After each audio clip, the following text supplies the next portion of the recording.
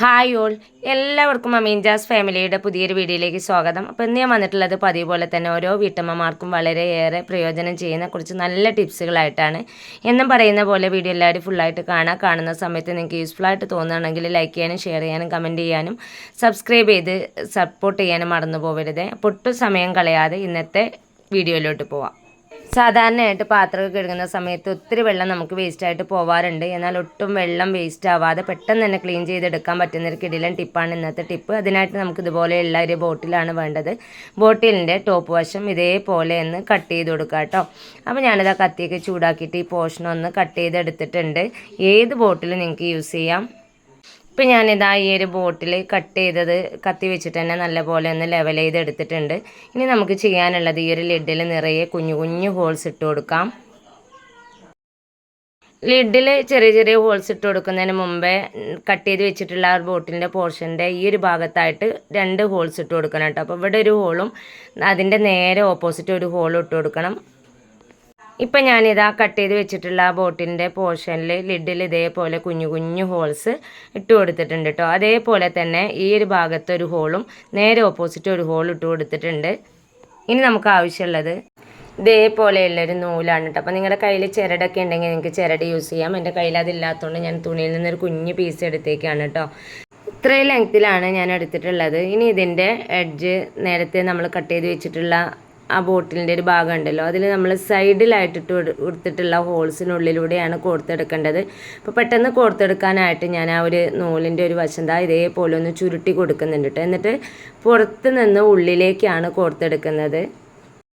അപ്പോൾ ഞാനത് ജസ്റ്റ് ഒന്ന് കോർത്തെടുത്തിട്ടുണ്ട്. എന്നിട്ട് ആ ഒരു തുണിയുടെ എഡ്ജ് പിടിച്ചിട്ട് നമ്മൾ ഇതേപോലെ ഒന്ന് വലിച്ചു കൊടുക്കുക. ഇനി ഇതിൻ്റെ ഒരു എഡ്ജ് ഉണ്ടല്ലോ, ഉള്ളിലേക്ക് നമ്മൾ എടുത്തിട്ടുള്ള ആ ഒരു ഭാഗം ഇതേപോലെ ചെറുതായിട്ടൊന്ന് കെട്ടി കൊടുക്കുന്നുണ്ട്.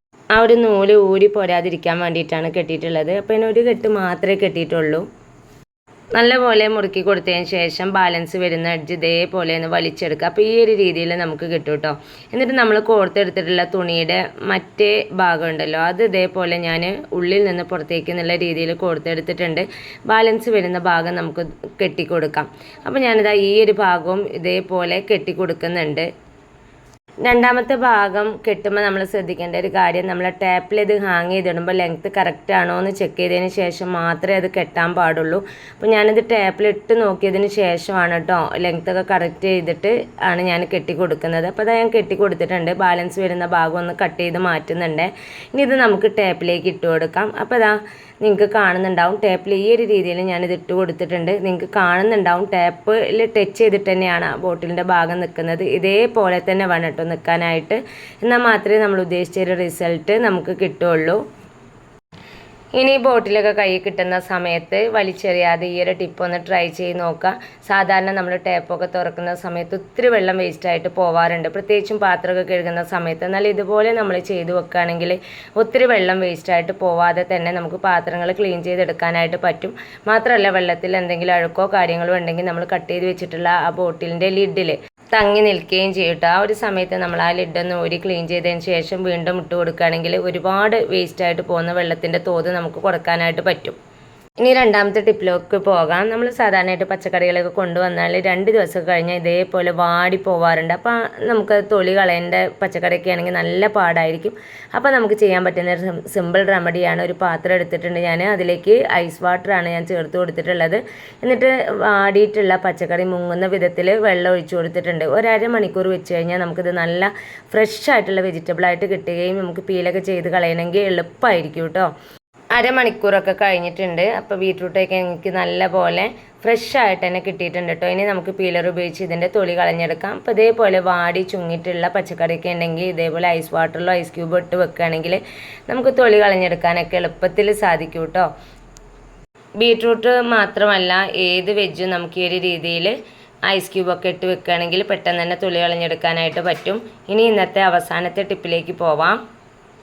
അതിനായിട്ട് ഞാൻ എടുത്തിട്ടുള്ളത് ഇതുപോലെ ഒരു ബോക്സാണ് കേട്ടോ. അപ്പോൾ ഇതുപോലെയുള്ള ഒരു ബോക്സ് ഉണ്ടെങ്കിൽ നമ്മൾ സ്വപ്നത്തിൽ പോലും ചിന്തിക്കാത്തൊരു കിടിലൻ യൂസേജ് തന്നെയുണ്ട്.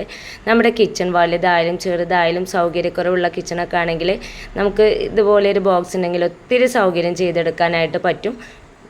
ഏത് ബോക്സ് ആയാലും കുഴപ്പമില്ല കേട്ടോ, വലിയ ബോക്സ് ആയാലും ചെറിയ ബോക്സ് ആയാലും കുഴപ്പമൊന്നുമില്ല. എനിക്ക് കിട്ടിയിട്ടുള്ള ഒരു കുഞ്ഞു ബോക്സാണ്. ഇനി ഈ ഒരു ബോക്സിൻ്റെ ഈ ഒരു ക്ലോസ് ചെയ്യുന്ന ഭാഗം ഉണ്ടല്ലോ, ഇതൊന്ന് കട്ട് ചെയ്തെടുക്കാം. അപ്പോൾ ഞാൻ കത്രി ഉപയോഗിച്ചിട്ട് ആ ഭാഗം ഒന്ന് കട്ട് ചെയ്ത് മാറ്റുകയാണേ. വലിയ ബോക്സൊക്കെയാണ് നമ്മുടെ കയ്യിലുള്ളത് വെച്ചാൽ ഒരുപാട് കാര്യങ്ങൾ നമുക്കതിൽ സ്റ്റോർ ചെയ്ത് വെക്കാനായിട്ട് പറ്റും കേട്ടോ. അപ്പോൾ ഞാൻ ഈ ഒരു ക്ലോസ് ചെയ്യുന്ന ഭാഗത ഇതേപോലെ ഒന്ന് കട്ട് ചെയ്ത് മാറ്റിയിട്ടുണ്ട്. നമുക്ക് ഈ ഒരു ബോക്സ് കിട്ടേണ്ടത് ഓപ്പൺ സ്പേസ് ആയിട്ടാണ്. അപ്പോൾ ഇതാ ഈ ഭാഗം കൂടി ഞാൻ കട്ട് ചെയ്യുന്നുണ്ട്. ആ 3 പോർഷനും കട്ട് ചെയ്തിട്ട് ഇതൊരു ഓപ്പൺ ബോക്സ് ആക്കി ഞാൻ എടുക്കുകയാണ്.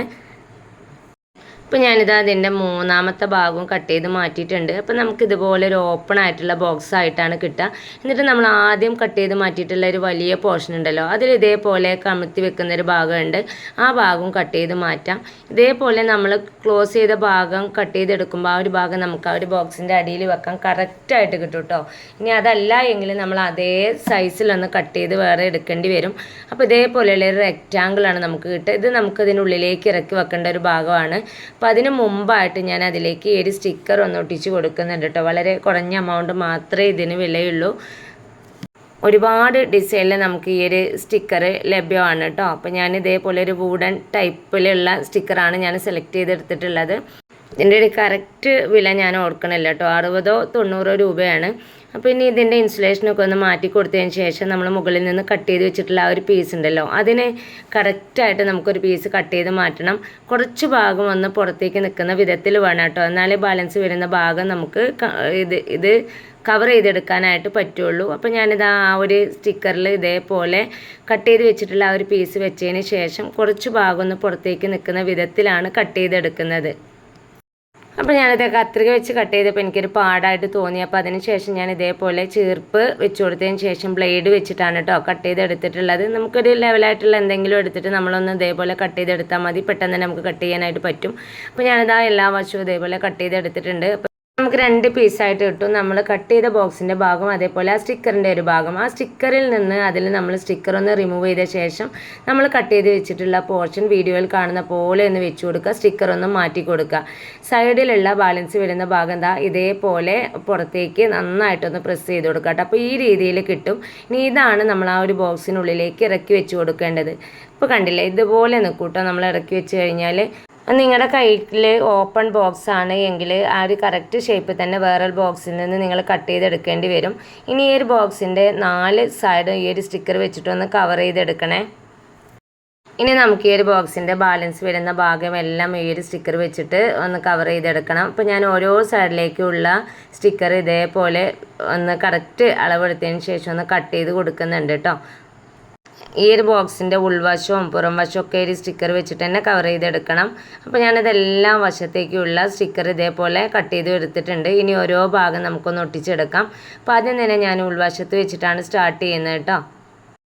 അപ്പോൾ ഞാനിതാ ഓരോ ഭാഗത്തിനനുസരിച്ച് കട്ട് ചെയ്ത് വെച്ചിട്ടുള്ള സ്റ്റിക്കർ അതിനനുസരിച്ച് തന്നെ ഒട്ടിച്ചെടുക്കുന്നുണ്ട്. ഇതുപോലെ ഒട്ടിച്ചു കൊടുത്തതിന് ശേഷം ബാലൻസ് വരുന്ന ഭാഗം പുറത്തേക്കൊന്ന് മടക്കി കൊടുക്കാം.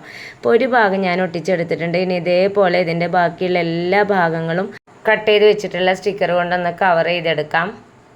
ഇപ്പോൾ ഞാൻ ഈ ഒരു ബോക്സിൻ്റെ ഉൾഭാഗം നന്നായിട്ട് തന്നെ കവർ ചെയ്തെടുത്തിട്ടുണ്ട്.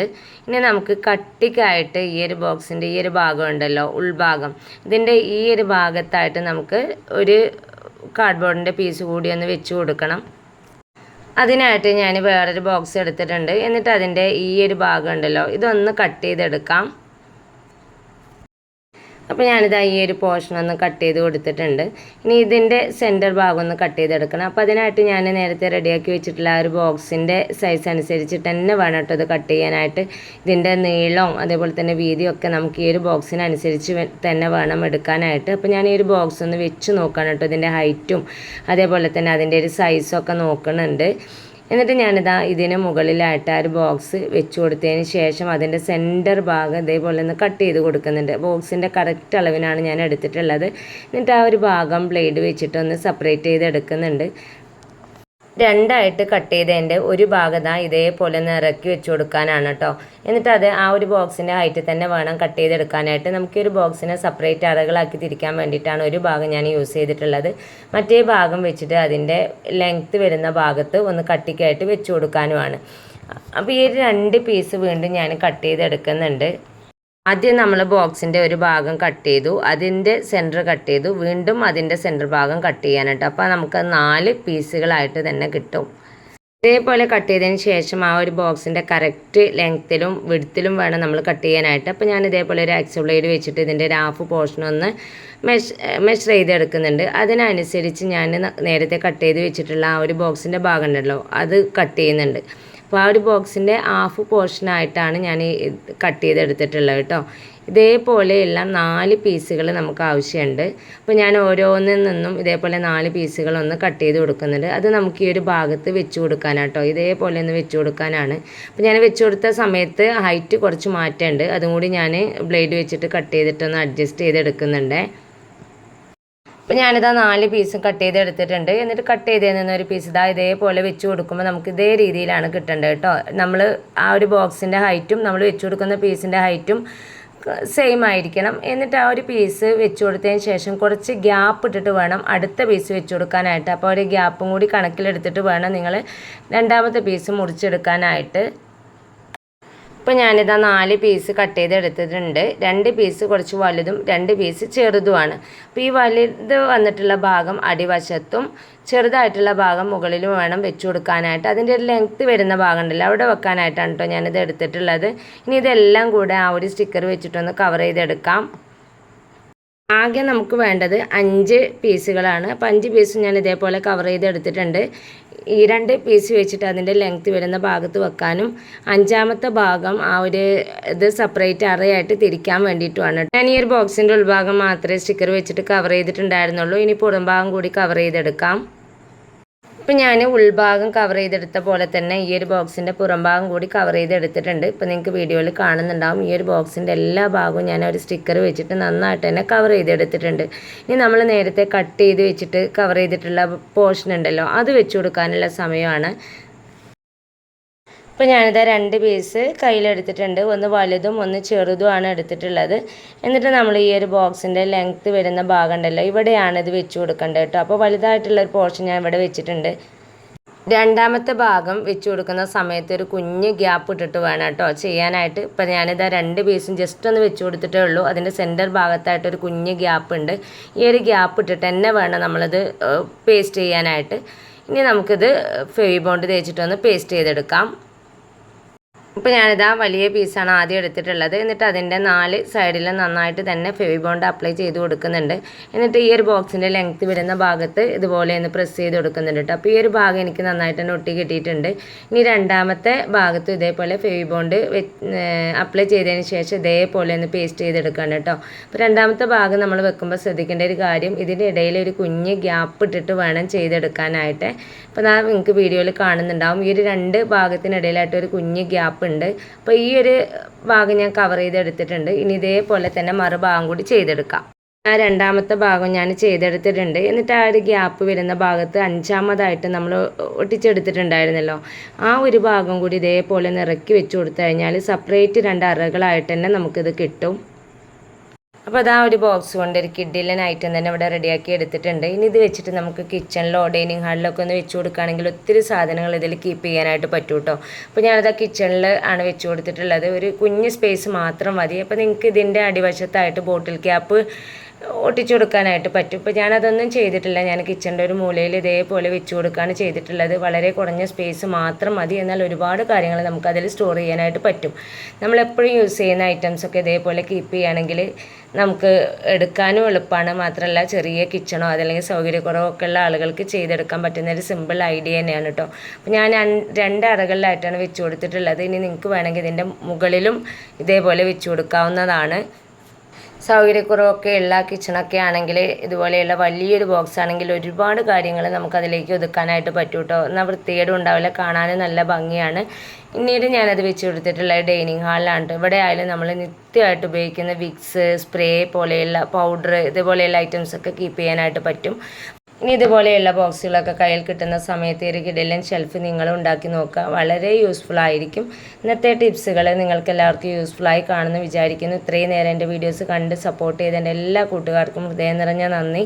ഇൻഷാ അല്ലാഹ് അടുത്തൊരു കിടിലൻ വീഡിയോസുമായിട്ട് ഞാൻ വീണ്ടും വരാം. Thanks for watching.